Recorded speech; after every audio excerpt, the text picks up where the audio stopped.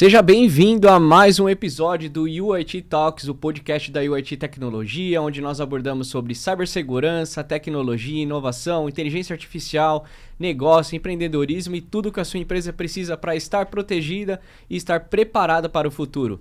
Hoje o nosso tema é sobre phishing, sobre proteção de e-mail, e a minha pergunta para você é: você sabe distinguir a diferença de um e-mail real de um phishing? E você confiaria 100% em um e-mail recebido pelo seu chefe? É exatamente sobre esses temas que nós vamos abordar hoje, e temos um convidado especial, um representante de um parceiro da UIT Tecnologia, da Proofpoint, o William. Seja muito bem-vindo, William. Obrigado, Rafa. Obrigado pelo convite. É muito especial para mim estar aqui participando, trazendo um pouquinho de conteúdo, discussão, falar um pouco do nosso dia a dia, aquilo que a gente encontra nos clientes, nossos clientes, né? E alguns casos engraçados também que a gente vê no dia a dia da segurança de e-mails. Poxa, bacana. E esse tema é um tema que está em pauta já há muitos anos e eu acho que é uma coisa que não vai mudar, né, William? Não vai mudar, não vai mudar. Nesse sentido, o e-mail ele continua sendo o principal vetor. A gente vai falar muito de dados, muito dessas estatísticas, né? Mas muita gente pergunta, por que o e-mail continua sendo o principal vetor com tantas tecnologias, colaboração e tudo mais? É que tem um ponto crucial. Atrás do e-mail tem uma pessoa clicando, né? Então, é aí que vem essa, como eu posso dizer, esse ímpeto tão grande dos atacantes focarem no vetor de e-mail, porque sempre vai ter uma pessoa desavisada, uma pessoa não treinada, uma pessoa distraída, uma pessoa num dia ruim, né? Eu mesmo já me deparei em algumas situações de testes de e-mail que acabei tendo um comportamento não tão condizente com o que o meu cargo diz, né? Mas é isso. O vetor de e-mails vai continuar crescendo como um dos principais focos de ataque às pessoas. Legal. Bom, esse tema a gente vai explorar bastante.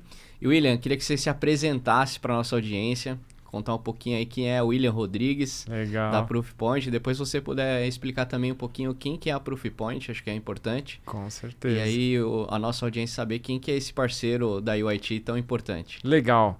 Bom, Rafa, mais uma vez, eu fico muito honrado de estar aqui participando desse conteúdo com vocês. Eu sou o William Rodrigues, todos me chamam de Will, né? Então, eu assumi esse apelido no mercado, então hoje ninguém mais conhece o William da Proofpoint, é o Will da Proofpoint, é o Will, tá? Eu já tenho 20 anos de experiência na área, cara. Bom, a carequinha não mente, né?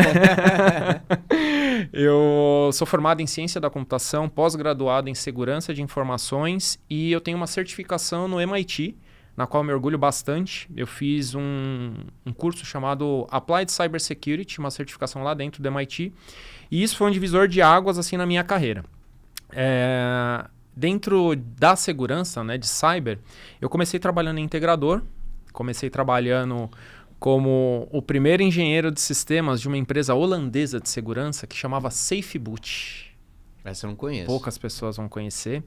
O que acontece é que a SafeBoot foi comprada pela antiga McAfee. E aí eu me tornei um integrador McAfee e cresci nessa área de integradores e acabei entrando no meu primeiro fabricante, que foi a WebSense no passado. A WebSense virou Forcepoint. Eu fiz uma carreira longa lá, eu cheguei a ser o líder da equipe de engenharia para a região do Brasil, né? Fiquei 10 anos na Forcepoint. E há quase 4 anos eu me juntei à Proofpoint no desafio de iniciar a operação da América Latina. E desde então tenho feito parte aí desse time que só cresce, né? A gente começou, eu brinco que eu sou o 04, 05 aqui no Brasil. Então, há 3 anos e 8 meses mais ou menos a Proofpoint iniciou a operação. Eu aceitei o desafio e hoje já tem mais de 40 pessoas na América Latina, né? Sensacional. A Proofpoint é líder global de cibersegurança focada em pessoas, né? Ela tem alguns cores do portfólio, mas o principal é focado em segurança de e-mail. Nos Estados Unidos, ela detém 86% do mercado norte-americano, 85% das 100 maiores empresas do mundo são clientes Proofpoint. E somos, com muito orgulho, parceiros da UIT e fechando bastante projetos aqui no Brasil. Poxa, que bacana. Daí para mais. Com certeza.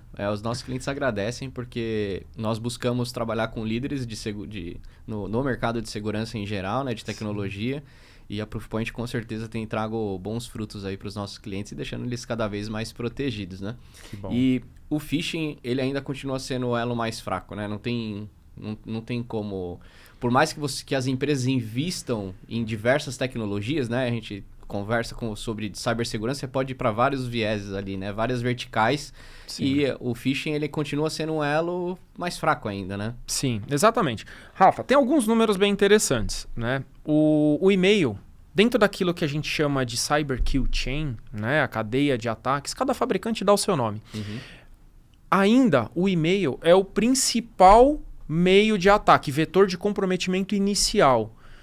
Estima-se que 90% dos ataques iniciam pelo e-mail, né? E aí a gente tem várias ramificações dos ataques de e-mail. Mas como você falou, o phishing continua sendo o calcanhar de Aquiles, né? Por quê? Como eu falei na nossa introdução, o phishing ele explora uma pessoa, né? Ele não tem o objetivo de criar uma técnica ou tática revolucionária de comprometimento de um ambiente. Não. Ele tem um intuito de simplesmente fazer uma pessoa desatenta, desavisada, dar um clique. Com esse clique, pode acontecer uma série de outras coisas, né? Mas o phishing hoje, o principal é o roubo da credencial. Muitas pessoas defendem que o novo perímetro é a pessoa, né? E, de fato, a pessoa ser o perímetro está atrelada à identidade que ela tem. Então, hoje você entra na empresa, a primeira coisa que você tem é a sua credencial. E aí, cara, a sua credencial te dá acesso a... Na Proofpoint, cara, eu perdi a conta já. A minha credencial da Proofpoint me dá acesso a 12, 14 sistemas diferentes, né? Desde... relatório de despesas, sistema de viagens, acesso a CRM, etc. Então, é a identidade. E o phishing, ele tem o objetivo de comprometer a identidade do usuário. E aí, não adianta a gente inventar teorias mirabolantes. Os atacantes, eles querem uma coisa, pôr dinheiro no bolso. Querem ganhar dinheiro, né? Eu vou falar uma história engraçada. Tem algumas engraçadas, tá? Bem engraçadas. Mas o meu irmão, eu sou de família bem simples, né? O meu irmão, ele é dono de uma mecânica. Ele é super simples, formado em engenharia e tal, e decidiu montar um centro de reparo automotivo. E aí, cara, ele não entende nada de tecnologia. E outro dia ele me ligou e falou assim, Will, cara, eu recebi um e-mail aqui, eu não sei o que fazer, tá em inglês, eu não consigo nem ler. E aí eu fui ver, um atacante comprometeu a conta dele, entrou no Hotmail dele e mandou um e-mail dele para ele mesmo, falando assim, eu consegui acessar o seu e-mail por conta de uma falha que aconteceu e a sua senha foi publicada. E a sua senha é muito fraca, por isso eu acessei. Ele colocou a senha no corpo do e-mail, e falou tudo em inglês, tá? E falou assim, olha só, visto que eu estou prestando um serviço para você, avisando que você tem um problema na sua senha e tal, eu quero que você me deposite o equivalente a $500 em Bitcoin na carteira tal. Se não, eu vou publicar todas as suas fotos, vídeos. Eu já instalei um Trojan na sua máquina que me dá acesso a tudo. Deu todo um cenário ali. Cara, deu todo um cenário. Só que o meu irmão não entendia 2 de 20 palavras lá, né? E aí, cara, eu traduzi e o meu irmão falou, mas ele tá falando que roubou vídeo meu, conta na rede social, mas eu não tenho nada. Então, assim, a gente simplesmente ignorou. Eu ajudei meu irmão a, de fato, criar uma senha complexa, mecanismo de proteção de múltiplo fator de autenticação, tal. Então, a gente deu um jeitinho na conta dele e ele não passou mais por esse susto. Mas é o caso, você imagina, uma pessoa que é uma pessoa simples, que usa o e-mail ou as redes sociais normalmente no dia a dia, como, sei lá, 90% dos brasileiros fazem. Se ele recebe um e-mail como esse e fala, minha privacidade será exposta, o que eu vou fazer? Eu vou pagar os $500, né? E paga. E esse mercado cresce cada vez mais, que é o mercado dos cybercriminosos. Né? Eu brinco que antigamente, né, se você pegar nossos pais, o brasileiro no geral, ele tinha medo de sujar o nome. Hoje o pessoal tem medo da privacidade, né? Exatamente. Né? O pessoal tem medo de ser exposto ou coisa do tipo, né? Até porque a nossa vida hoje ela acaba sendo muito no digital, né? Você tem foto, vídeo, lugar que você foi, enfim, tudo que você tem tá publicado hoje em dia, né? Exato, Então você tem esse receio mesmo, né? É verdade. E quando a gente fala de phishing, né? Eu escuto muito o pessoal conversando, né? Principalmente por causa dos nossos clientes, das necessidades dos nossos clientes. E existe uma diferença entre você pegar um e-mail de um desconhecido e enviar em massa, e aí, obviamente, você tem aquela taxa, não sei se você tem esse número, né? Mas eu sei que tem aquela taxa de conversão, né?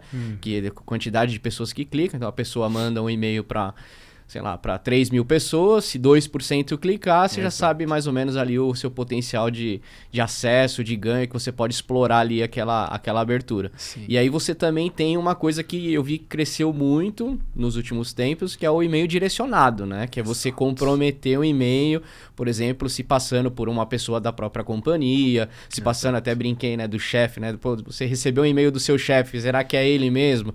Existe esse tipo de ataque, né? Sim. Eu queria que você falasse um pouquinho dessa diferença, né, do phishing versus o back, né, que o pessoal fala bastante, até para que a nossa audiência saiba que existe esse tipo de ataque e qual a diferença entre eles, porque isso está no nosso dia a dia, né? Sim, com certeza. Está presente não só nos e-mails que a gente recebe no trabalho, mas também os que a gente recebe na nossa conta pessoal, né?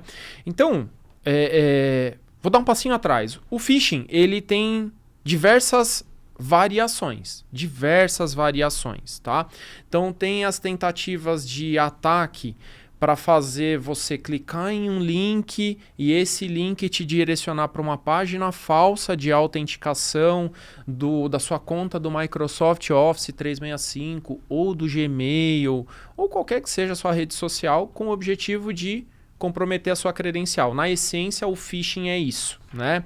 Mas aí a gente tem o phishing que utiliza as credenciais pessoais. Por exemplo, você recebe um e-mail da Netflix falando, quem não usa Netflix hoje em dia, né? Ou qualquer outro streaming, falando que a sua conta vai ser cortada porque você precisa renovar o cartão de crédito que está lá. Então, cara, tem muito cliente que usa isso como estratégia de testar os usuários, né? As pessoas às vezes vão sem pestanejar. Vão lá e clicam no phishing e acaba caindo em um golpe. Seja informando o cartão de crédito. Mais uma vez, se você cair em um phishing de roubo de credencial, você pode ter um comprometimento grande porque a sua credencial é às vezes a mesma senha usada em várias plataformas. Se você tem o phishing de roubo de cartão de crédito, por exemplo, você pode ter um prejuízo financeiro imediato, né? Em fornecer o seu cartão de crédito ali, pronto. Me salvei, a Netflix não vai cancelar. Aí você vai ver, vai chegar um presentão na sua fatura. Começa a vir na fatura os ataques. Exatamente, exato. Ou então, né, esse número de cartão de crédito ele pode ser vendido dentro da Deep Web. Hoje em dia você compra um número de cartão de crédito por $3. Tá? Então, o phishing então, ele tem essas várias facetas. Né? Tem também os phishings por ataques telefônicos. Acho que a gente vai falar um pouquinho disso aí mais para frente. E aí você tocou no assunto do BEC. BEC é sigla para Business Email Compromise, né? Então, o Business Email Compromise, ele é um ataque que não visa utilizar mecanismos avançados para enganar o usuário, tá? Ou seja, ele não vai ser normalmente um e-mail que vai fazer você clicar em um link para roubar sua credencial nesse link. O Business Email Compromise é um ataque que nós tropicalizamos, né, pelo termo de impersonificação, que é o que você falou na nossa introdução. Você confia que o e-mail que você recebeu do seu chefe é do seu chefe? Então pensa duas vezes, porque as técnicas de impersonificação, elas são muito simples, tá? Mas muitas empresas não estão preparadas para se proteger disso. E aí o que é a impersonificação? É o Rafael receber um e-mail do seu sócio na UIT, do seu diretor, do seu par da UIT, falando aqui, Rafa, olha só, cara, recebi essa fatura do nosso prestador de serviço tal, e a gente precisa encaminhar para o financeiro para fazer o pagamento o quanto antes. Então, encaminha, por favor, e dá sequência, senão a gente vai perder o serviço. Cara, é um texto normalmente sem erros de português, é um texto convincente e direcionado. Só que o que acontece? A origem do e-mail foi modificada para fazer você acreditar que esse e-mail veio de uma fonte confiável. E aí você percebe que você não está pedindo para você clicar e fornecer o seu cartão de crédito ou a sua credencial, não. Normalmente ele vai vir atrelado a uma fraude. Por exemplo, pague esse boleto para mim. Tá? Então, hoje empresas muito grandes no Brasil sofrem muito com esse tipo de ataque.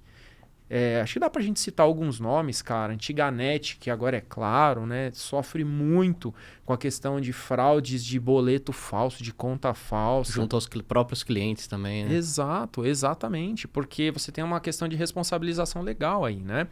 Mas, em resumo, né? O Business Email Compromise ele é feito para enganar a pessoa e induzir ela a cometer uma fraude. Eu tenho um cliente outro dia... Ainda não é cliente, vai virar. Ligou para a gente e falou assim: Will, eu recebi um e-mail. O financeiro recebeu um e-mail de um parceiro nosso com um boleto pedindo para pagar uma fatura de 4 milhões de reais.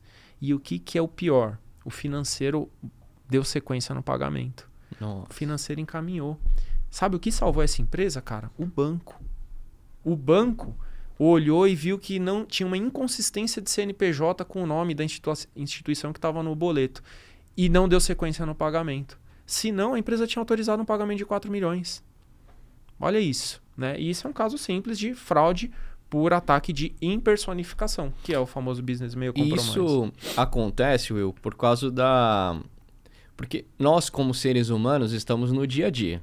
Né? Então, você imagina lá o departamento financeiro, ele já tem a rotina dele ali do dia a dia, as atividades, e normalmente o pessoal tá bem com datas passando, né? Então, você trabalha sempre sob pressão ali, porque você tem as metas a cumprir, né? Os processos, prazos ali a poder passar ali, fazer com que o pagamento seja feito na data certa, a nota seja emitida, enfim. Exato. E aí, no dia a dia, você recebe um e-mail de uma pessoa que você conhece, que está escrevendo basicamente muito próximo do que você entende que a pessoa começa a falar ali, né? Que você entende que é realmente a pessoa.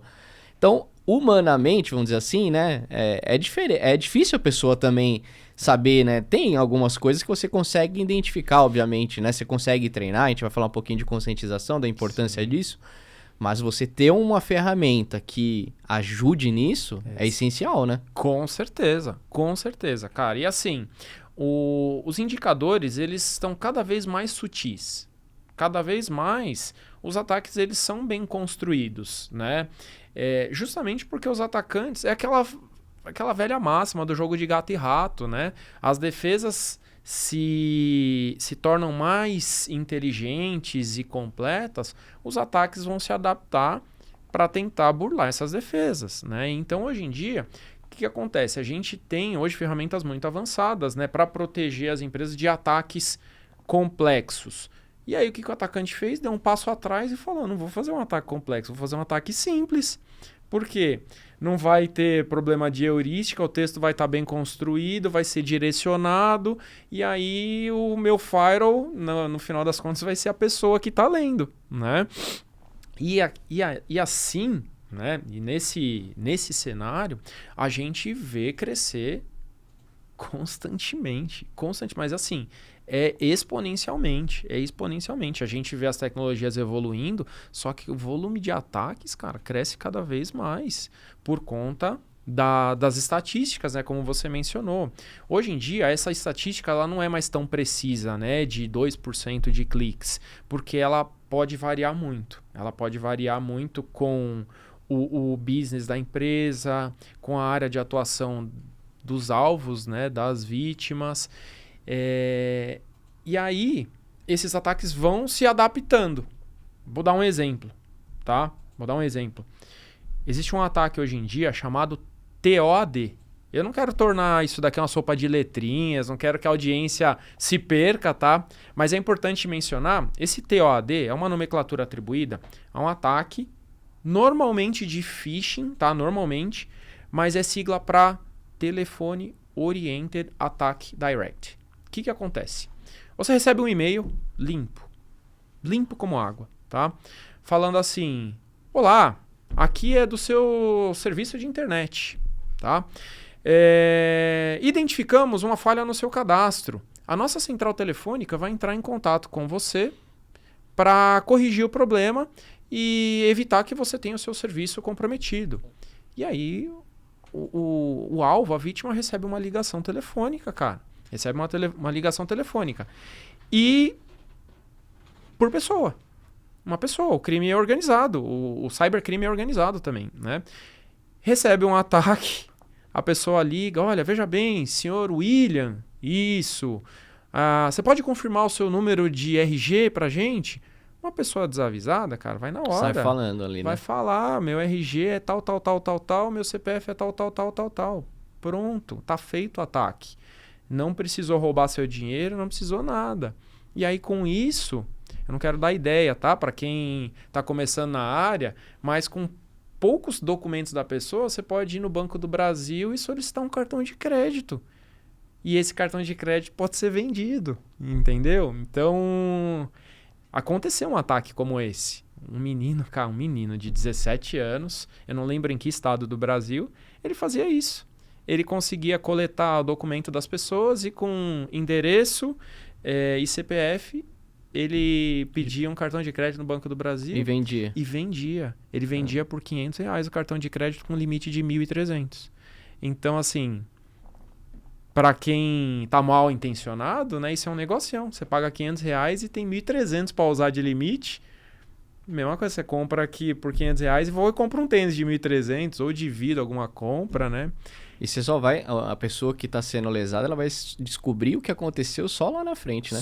Que é o que acaba acontecendo dentro das empresas hoje, né? Exato. Os ataques acabam sendo silenciados, né? Que a gente fala, né? Exato. Porque o ataque acontece, muitas vezes o seu financeiro paga X boletos por mês, pagou um a mais, você só vai identificar isso num fechamento de ano fiscal ou quando não passa isso direto e você não pega. Exato. Né? Então você tem os processos a seguirem e tudo, mas os ataques estão ficando cada vez mais sofisticados, então tá cada vez mais difícil você identificar, né? Sim. E aí você tem toda aquela questão de usar as melhores ferramentas. Sim. E aí tem a questão da pessoa, né?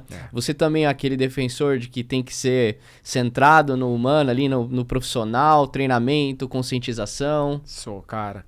Assim, quando a gente começa a trabalhar na área técnica, né, de segurança de informações ou qualquer área da tecnologia, a gente aprende lá atrás que o ser humano é o elo fraco, né? Então, quantas piadas a gente já não viu de usuário, quantas séries, quem assiste aí Big Bang Theory, IT Crowd, deu muita risada com essas coisas, né?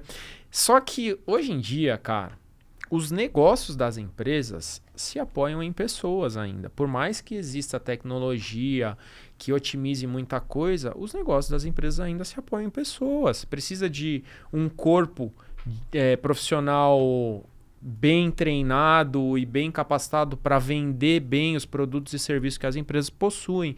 Um time de back-office para executar corretamente. Então, os negócios ainda dependem de pessoas, cara. E esses ataques que a gente falou até então são baseados em pessoas, né? Então, a única forma de você conter os ataques que são focados em pessoas, além, obviamente, né, de ter uma ferramenta que consiga dar conta de 99%, a gente tem que saber, não é quando você vai ser atacado, não é se você vai ser atacado, é quando você vai ser atacado, né? Então, isso é constante. Então, assim, aquele 1% que passa, as empresas precisam preparar os seus funcionários. Precisam treinar, precisam conscientizar.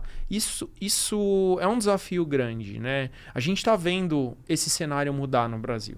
A gente está vendo as empresas perceberem isso e começarem a investir em plataformas de treinamento e conscientização, simulação de phishing, justamente para tentar se precaver, né? Então, eu sou adepto e eu acredito, de fato, que as pessoas precisam ser minimamente treinadas. A gente vê elementos como inteligência artificial crescendo, muitos elementos tecnológicos. Então, cada vez mais a tecnologia está presente na vida das pessoas. As pessoas têm que se adaptar, têm que se conhecer. Não só para proteger a empresa, os negócios, para se proteger também. Né? Só que a estratégia de treinamento e conscientização tem que ser efetuada de forma inteligente. Hoje em dia não adianta mais, Rafa, pegar e... aqui na minha empresa eu faço uma simulação de phishing a cada 3 meses e eu tenho um ciclo de treinamento aqui para os meus usuários sobre tecnologia, phishing, etc. Todo mês. Não é mais eficiente dessa forma, cara. Não é mais eficiente dessa forma. Não é. Porque assim... Eu tento sempre falar sobre, usando analogias, né? Então, assim, sei lá, cara, você tem um atendente na guarita de segurança, tá? Para que você vai ensinar esse usuário sobre o que é inteligência artificial? Quando você precisa dar vários passos atrás... e ensinar para ele o valor de um e-mail que chega ali, a importância que ele tem que dar para quando chega alguma requisição. Então, onde eu quero chegar com isso? A conscientização tem que ser baseada nos riscos que cada usuário representa para a empresa. Você entendeu? Não adianta, cara, não adianta eu treinar da mesma forma uma pessoa que tem acesso a dados sensíveis da empresa e a pessoa que simplesmente faz controle de entrada e saída, né? Então, o que você está falando é que nós temos que personalizar e fazer um treinamento específico para cada área, talvez para cada nível hierárquico ali dentro da companhia. E não adianta e acontece muito em clientes que nós encontramos aí no próprio mercado, quando nós vamos conversar, o cliente fala, não, aqui nós todo ano realizamos um treinamento de conscientização. Ao longo do ano, né, quantas pessoas saíram e quantas pessoas entraram nesse meio do processo? Quantas coisas aconteceram ao longo dessa jornada aí, né, do dia a dia. Então, se você não tiver a personalização mesmo, né, do conhecimento ali, né, de você treinar, conscientizar e você inserir isso dentro, eu brinco muito de inserir isso dentro da cultura da companhia. Perfeito. Porque se você não coloca isso como um valor ali, como dentro da cultura, parte da cultura, isso é muito difícil as pessoas usarem no dia a dia, porque elas não vão estar aptas ali, não vai estar com o olhar treinado, né? Olhando com mais atenção todas as atividades que ela está fazendo, e aí ela vai ser um alvo fácil ali para poder um hacker, né? Seja, ou qualquer pessoa mal intencionada ali, poder tirar proveito disso. Sim. Né? Eu brinco que o pessoal tem que inserir isso, inclusive, a partir do onboarding. A hora que a pessoa entra na empresa, você tem que ter uma pauta de cibersegurança, você tem que ter um treinamento já inicial, até para você já dar o start, e a pessoa, a hora que ela entra dentro da companhia, ela fala, opa, aqui o ambiente é um pouco diferente, aqui eu vou precisar tomar um pouco mais de cuidado, né, do que eu tava na outra empresa, por exemplo, né? Sim. Rafa, você falou uma palavra, cara, que é chave para isso para esse tema que a gente tá falando. Cultura. A empresa tem que tratar os projetos de conscientização e treinamento do usuário como algo cultural dentro da empresa. E aí, como você falou, né, essa personalização ou segmentação, ela é muito importante, sim. Mas tem um ponto além disso daí, que é utilizar os parâmetros e indicadores de risco para treinar as pessoas adequadamente, para conscientizar adequadamente. Eu vou te dar um exemplo prático. Imagina a seguinte situação, tá? Will, eu recebo, cara, uma tonelada de e-mails por dia. E aí, a ferramenta que me protege no e-mail consegue identificar o meu perfil. Eu não sou clicador, por exemplo, eu não saio clicando em todos os links que eu recebo. Eu não recebo, por exemplo, ataques de phishing orientado à conta de consumidor. Ou seja, Amazon Prime, coisas Netflix, pessoais ali, né? Coisas pessoais. O meu alvo é corporativo, tá? Então, o que acontece? Cara, com base nesses indicadores, a empresa pode programar a minha atribuição de treinamento baseado nos meus riscos, que são o quê? Ataques de roubo de credencial corporativo. Então, assim, não tem por que a empresa me colocar um conteúdo ensinando qual o risco de se clicar em um phishing, sendo que eu não sou clicador. Entendeu? A minha ferramenta já mediu esse risco para mim. E esse é o ponto. Você conseguir identificar vários parâmetros de risco de pessoas, tá? E existem muitos, cara. Existem muitos, muitos mesmo. Por exemplo, existem as pessoas que saem habilitando aplicativos na internet usando a credencial da empresa. Tá? Por exemplo, eu estou falando assim, cara, de casos reais que a gente pega. Um usuário que recebe a conta do Office 365 e aí o que ele faz? A primeira coisa, ele vai e habilita uma inteligência artificial para gerenciar a agenda dele e o e-mail, tá? Cara, outro dia muito perto mesmo, semana passada a gente fez uma reunião em um cliente nosso e o cliente falou que uma funcionária habilitou uma inteligência artificial para responder os e-mails dela. E aí isso foi virando um problema dentro da empresa, porque os e-mails iam todos com o mesmo padrão e às vezes não entendia o assunto e respondia coisas totalmente fora do contexto. Totalmente fora do contexto. Cara, aí puxaram esse funcionário, foram ver, a IA que estava respondendo os e-mails, entendeu? E isso também é um parâmetro de risco, porque o usuário não quer saber se a IA que ele está habilitando vai ter acesso a toda a cadeia de contatos no Outlook, a mudar as configurações do e-mail, atribuir regras de mailbox automaticamente. Ele não quer saber, cara. Na hora que aparece ali, ó, deseja federar essa conta, ele só vai assim, ó. Sim. Autoriza ali de e olho vai embora. fechado, ó, confio. E aí, isso é um risco. Então, mais uma vez, isso vira indicador para que você possa fazer uma conscientização adequada, né? E o mais importante é tornar a coisa orgânica, que eu falo, né, para os nossos clientes.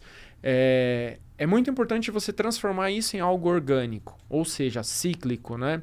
Então, eu identifiquei o risco dos usuários. Eu atribuí um treinamento baseado nos riscos deles. Depois eu testo. E eu meço os indicadores. Se houve uma melhora, o meu treinamento já vai ser adaptado de forma diferente. Então, assim, é preciso agir de forma estratégica, mas é necessário tecnologia para isso. Tá. Na mão não dá para fazer. Um cliente, vamos trazer para o lado prático, e é um cliente que nunca olhou para isso, tá? Ele tem um e-mail no provedor dele lá, pode ser da Microsoft, qualquer outro concorrente aí de e-mail. Beleza. Ele não olhou, não se preocupa, não tem uma equipe de segurança interna na empresa. Quais seriam as dicas ou o que ele precisaria fazer para estar mais protegido? Bom, vamos lá. Tem várias coisas, tá, Rafa? Eu vou entrar num tema que a gente não chegou a falar, mas é importante. Autenticação de e-mail, tá? A primeira coisa. As pessoas não davam importância para isso até pouco tempo atrás, tá? Autenticação de e-mail, mais uma vez, a gente entra num tema um pouco técnico, né? Uhum. Existem protocolos que autenticam os e-mails das pessoas. SPF, DKIM, DMARC, tá? Então, para algumas pessoas que estão assistindo a gente, eu posso estar falando... Sopa de letrinhas. Sopa de letrinhas. Mas, para aquelas pessoas de segurança, vão entender, tá? Esses protocolos, eles são feitos para quê? Para garantir que o will@proofpoint é o will@proofpoint. E não, como a gente falou no começo do programa, que eu seja o badguy@hacker.com me passando pelo will@proofpoint. Então, existem protocolos que garantem que o will-proofpoint é o will-proofpoint, tá? Então, esse talvez seja o marco zero, né? As empresas precisam prestar atenção nisso. Precisam configurar adequadamente os seus protocolos de autenticação de mensagem. E isso passou a ser uma preocupação agora no Brasil e globalmente, tá? Por quê? Porque gigantes tomaram essa iniciativa de passar a inspecionar a autenticação do e-mail. Por exemplo, Google, Apple, Microsoft Yahoo. Esses 4 começaram a fazer isso. Os maiores, né? Os maiores. Pensando em provedor de e-mail, né? Exatamente. O que acontece? Agora, se eu recebo um e-mail na minha conta do Gmail, o Google ele está olhando os protocolos de autenticação e checando se aquele e-mail que eu recebi da Magalu é da Magalu, é da Magazine Luiza. Só que para que isso aconteça de forma adequada, os servidores que enviam os e-mails lá da Magalu, desculpa se eu estou usando um nome público, os e-mails lá da Magalu, os servidores têm que estar com esses protocolos bem configurados. Se não tiver, ferrou. Eu posso subir um servidor de e-mail em qualquer nuvem e enviar um e-mail lá, will@magalu. Pronto. Tá passando, vai chegar e o golpe vai acontecer. Então, assim, esse eu diria que é o marco zero, né? Segundo, as pessoas precisam entender que, pelo fato do e-mail ser o maior vetor de ataque, é preciso investir em segurança de e-mail, cara. É extremamente necessário. Então, assim, vou dar um exemplo prático que a gente vê no dia a dia. A Microsoft tem crescido muito no setor de cibersegurança, né? Tem investido bastante. Investido bastante. A gente vê contratações a todo momento, investimento em tecnologia pesada, aquisições e etc. Né? E eles possuem uma suíte de funções embarcadas no Microsoft 365, cara. E eu vou falar, é muito bom. Só que assim, é muito bom para dar conta dos ataques mais simples. Ela vai atender 60%, 70% dos ataques atuais. E todo esse gap que passa, né? Mais uma vez, eu não quero condenar ou falar que, não, a Proofpoint é a bala de prata. Não existe bala de prata, não existe. Só que as empresas precisam entender que você tem que investir de acordo com aquele seu vetor que é mais sensível, tá? Se eu recebo 90% dos ataques no e-mail, eu vou investir 10% do meu budget no e-mail e vou deixar para ficar remediando no endpoint, no firewall? Não. Então, é preciso ter uma atenção especial, porque um clique desavisado pode causar um evento catastrófico. E a gente já viu várias situações. Tá? Por exemplo, tem um cliente nosso que utilizava os mecanismos de segurança embarcados no seu mecanismo de colaboração de e-mail na nuvem. Tá? Não vou falar qual é. E acontece que chegou um e-mail com uma impersonificação. Cara, e uma checagem aprofundada de DMARC, de headers, conseguiria bloquear. E passou. Só que acontece que esse e-mail chegou para o CFO. Então, você imagina o nível de privilégio que o CFO da empresa tem. O nível de acesso que o CFO tem. Então, é um ataque muito crítico, cara. E gerou um comprometimento. Porque a conta dele foi comprometida e foi detectado logins na sua nuvem a partir de IPs desconhecidos. Tá? Então, depois teve que gastar X dinheiros para fazer o reconhecimento, o mapeamento do que foi brechado, fazer toda a remediação, né, o famoso Detect Response. Então, observa que um investimento maior na proteção dos e-mails evitaria uma situação como essa.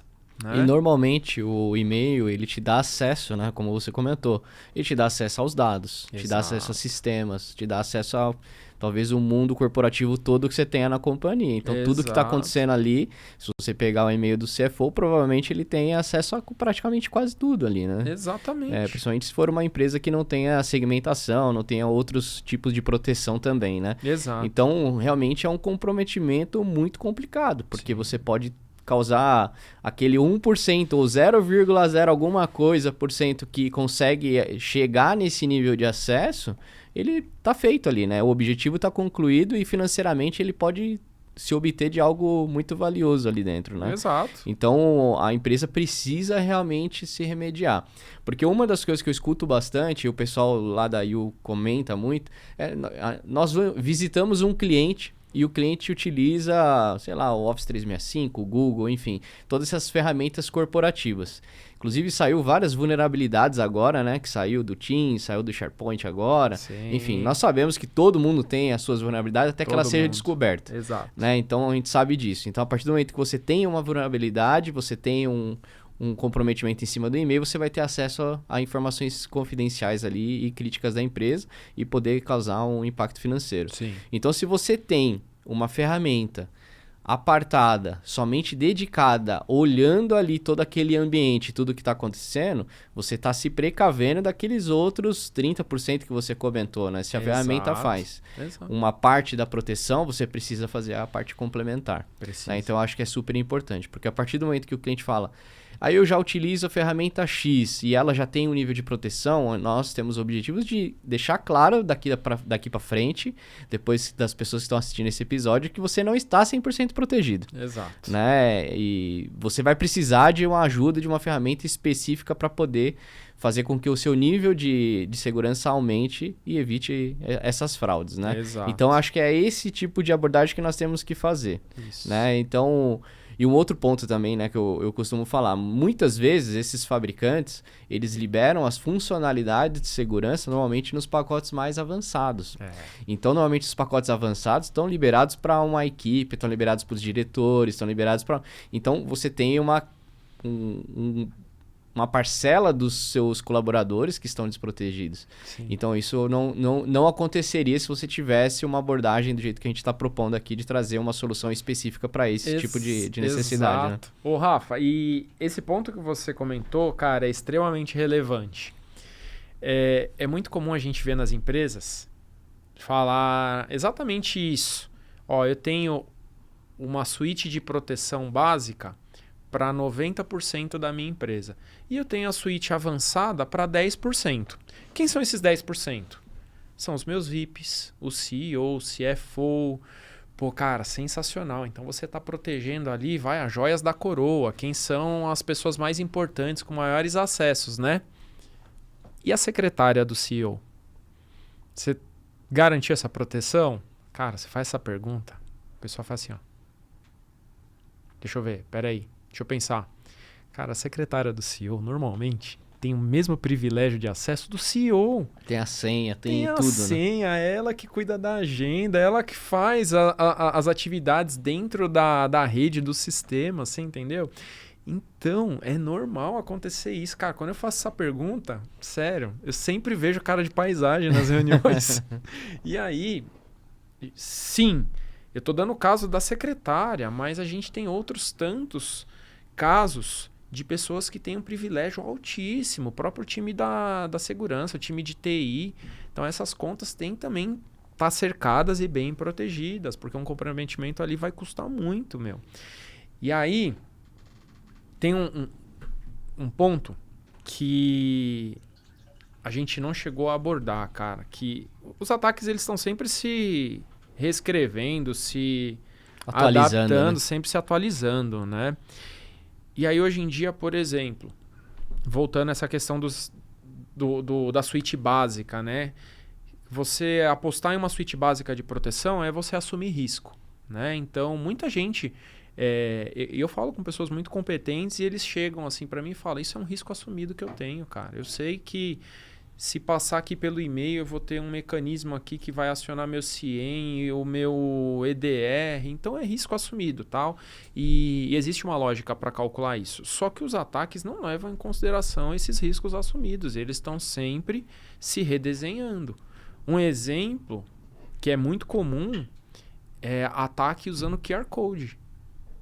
Não para de aumentar. Não para de aumentar, cara. Eu tenho muito cliente, a gente tem um filtro lá dentro da Proofpoint que eu faço rapidinho uma query e mostra assim, olha, cliente, olha quantos ataques de QR Code você recebeu esse mês, né? E aí, muitas vezes o cliente fala assim, que ataque de QR Code é esse, né?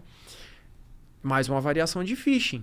Só que em vez de você receber um texto pedindo para você clicar em tal coisa, vem uma imagem no corpo. Já para você pagar ali externamente, né? Com um QR Code. Falando assim, ó, caro usuário, aponte sua câmera para o QR Code para, sei lá, fazer o pagamento, para completar seu cadastro. Por que os atacantes estão fazendo isso? Cara, olha como a cabeça funciona, né, dos atacantes? As empresas vão investindo em proteções, tá? E aí eu coloco um QR Code no e-mail. Um anti-spam tradicional que vai ler heurística não vai conseguir ler. Não vai ler a URL que está ali no QR Code. Isso vai acabar passando batido por todos os mecanismos de defesa e vai chegar lá para o usuário. E aí o que o usuário faz, cara, para acessar o QR Code? Ele não vai abrir a URL na máquina da empresa, onde tem um EDR, tem uma série de mecanismos de proteção. Não, ele pega aqui, ó, o celular pessoal, habilita a câmera, acessei o QR Code. E muitas vezes faz o pagamento já diretamente dali, né? E aí não tem nada aqui, cara. Ou então é um ransomware. É um ransomware que vai pegar e vai criptografar dados e vai pedir resgate. E aí o usuário usa o mecanismo pessoal, né, o dispositivo pessoal, que na maioria das vezes, cara, 99% das vezes, a empresa não investe em proteção ali do dispositivo pessoal do usuário. Só que o usuário acessa o e-mail dele através do celular pessoal, cara. Então, observa como que os ataques vão ficando cada vez mais elaborados, né? E para driblar os mecanismos de defesa. E normalmente os ataques eles apelam pro emocional também, né? Então ele vai e fala assim, ó, se você não pagar esse QR Code agora, né, ou naquele momento, ou hoje, né, o seu sistema principal da empresa vai parar, enfim. Exato. E aí você apela e a pessoa tenta falar com o CFO, não consegue falar porque ele está em viagem. Aí ela falou, não, vou pagar porque senão isso aqui vai parar. E aí faz o pagamento ali na hora e não era para ter feito o pagamento. Exato. E o que eu vejo muito também nas empresas é que todo mundo acha que esses ataques eles são muito direcionados para empresas grandes, mas na verdade eles acontecem em todas as empresas. E mesmo as empresas grandes, obviamente ela tem um potencial maior, né, porque tem normalmente um número de colaboradores maior, você tem a própria representação dela no mercado ela é maior e obviamente você vai ter casos mais expostos. E clientes grandes que investem muito em segurança continuam sofrendo com esse tipo de ataque. Então a gente vê que é uma crescente, é uma coisa que tem que ser no dia a dia, nós temos que estar fomentando esse tipo de assunto, conversando cada vez mais, colocando soluções importantes, né, como a Proofpoint para proteger a empresa.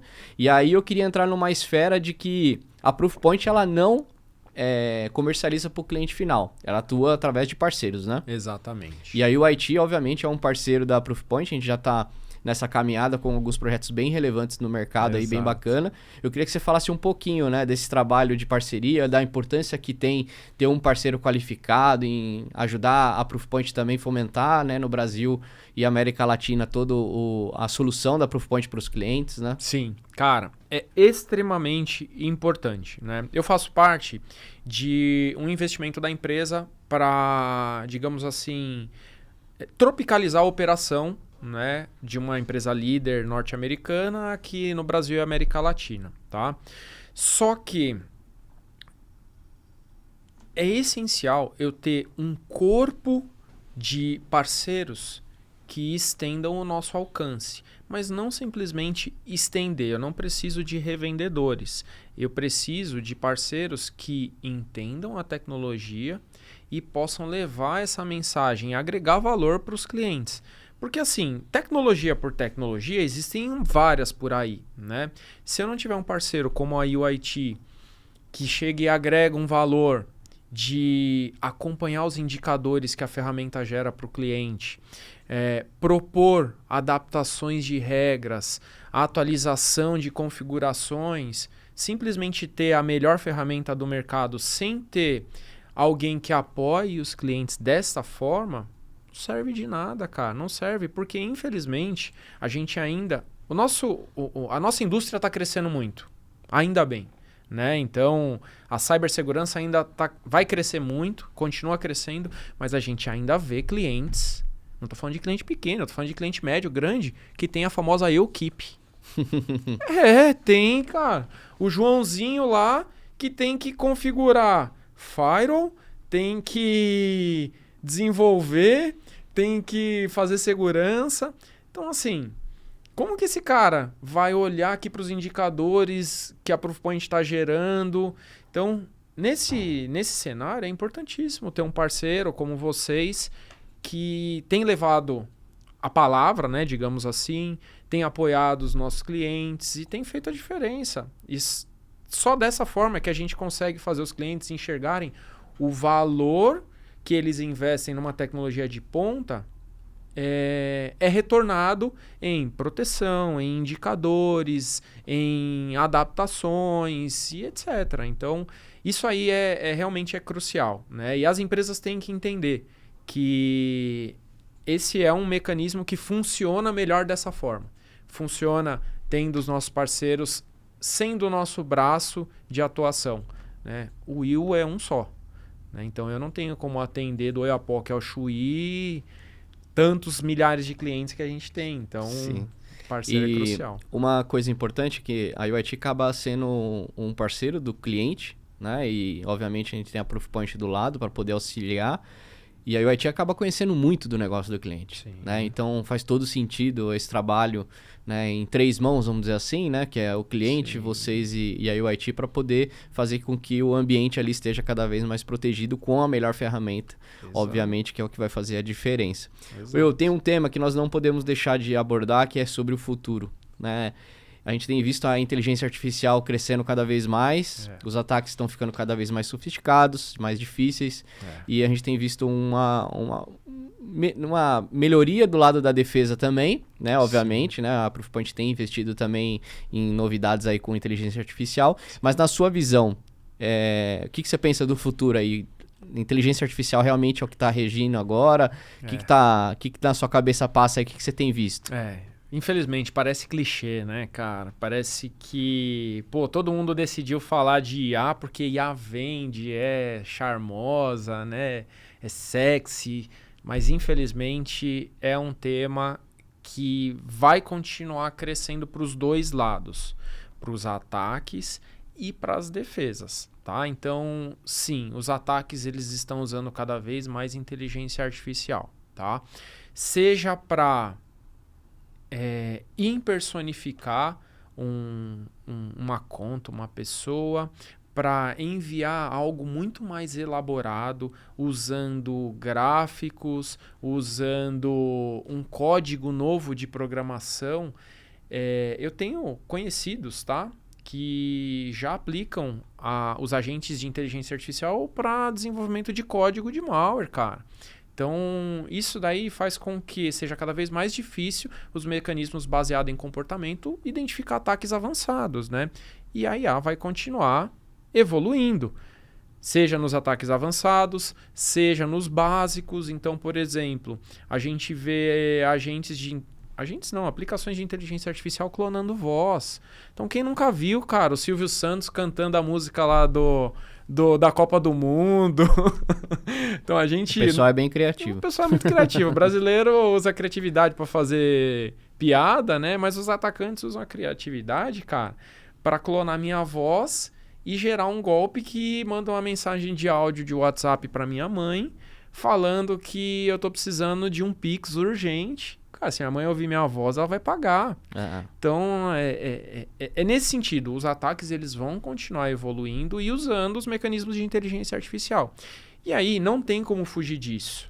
As empresas, líderes de cibersegurança, precisam investir também em mecanismos de LLM, de inteligência artificial, para estar no mesmo patamar ou até um passo à frente, quem sabe, desses ataques. E a Proofpoint não é diferente. A Proofpoint já utiliza a IA faz bastante tempo. A Proofpoint utiliza a IA na suíte de proteção de e-mail, principalmente, para identificar aquilo que você colocou, por exemplo, um texto com um teor de urgência. Justamente para alguém que está, cara, manda esse boleto para o financeiro, precisa pagar, senão o CEO está de férias, vai dar ruim, né? Então, a gente tem uma IA que analisa de forma semântica os e-mails buscando linguagem de urgência, comportamento, pedido de transação financeira. E aí a nossa IA está preparada para identificar isso. A gente também, cara, além de desenvolvimento próprio, a Proofpoint investe e compra novas tecnologias. A gente comprou uma tecnologia que também usa IA, que analisa o histórico de comunicação dos usuários por e-mail, né, para evitar algo que acontece muito comumente, que é você enviar um e-mail mirando uma pessoa e acertar na outra. Por exemplo, você precisa mandar uma fatura para o William do financeiro da UIT. Aí na hora de você colocar o William, o seu Outlook preenche o William da Proofpoint. Que é muito comum acontecer. É muito comum. A gente tem agora uma inteligência artificial que na hora que você clica em enviar, ela retém o seu e-mail e fala assim na tela: ô Rafa, esse e-mail com esse conteúdo, normalmente você manda para o William do financeiro e não para o William da Proofpoint. Deseja substituir o seu destinatário?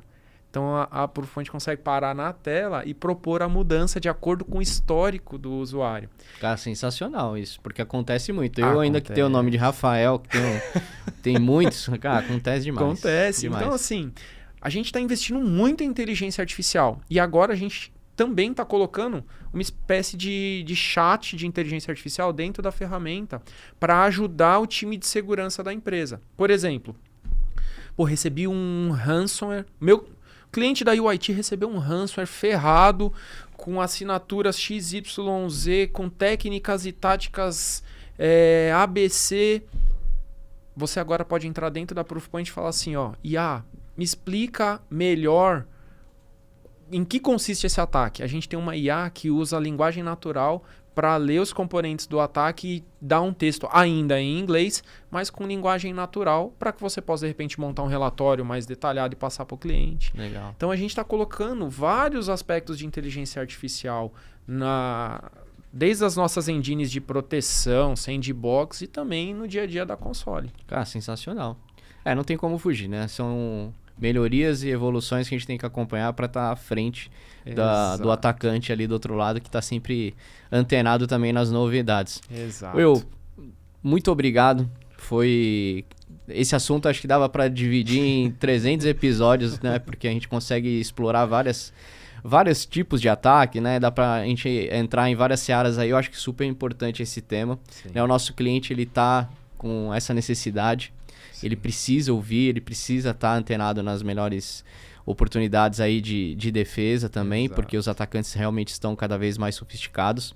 Eu queria que você deixasse uma mensagem para o nosso cliente, para o nosso ouvinte, né? Uma mensagem final, uma dica, alguma coisa que você consiga compartilhar. Legal. Que seja importante para eles, para que a gente possa finalizar esse episódio com a sua mensagem. Show de bola. Bom, Rafa, antes de finalizar com a mensagem, eu queria mais uma vez agradecer a oportunidade de estar discutindo, trazendo um pouquinho da visão que a gente tem de mercado, desse nosso cenário de proteção de e-mail, né? Poder também falar um pouquinho da Proofpoint.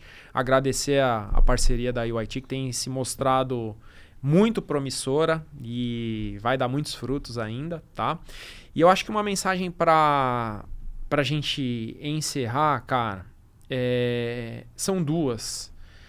Então, assim, você que está à frente da segurança, não banalize a proteção de e-mails, tá? Um mecanismo simples de proteção pode custar barato no final do mês, mas custar caro quando você tiver um incidente. Então, preste atenção nos indicadores, tá?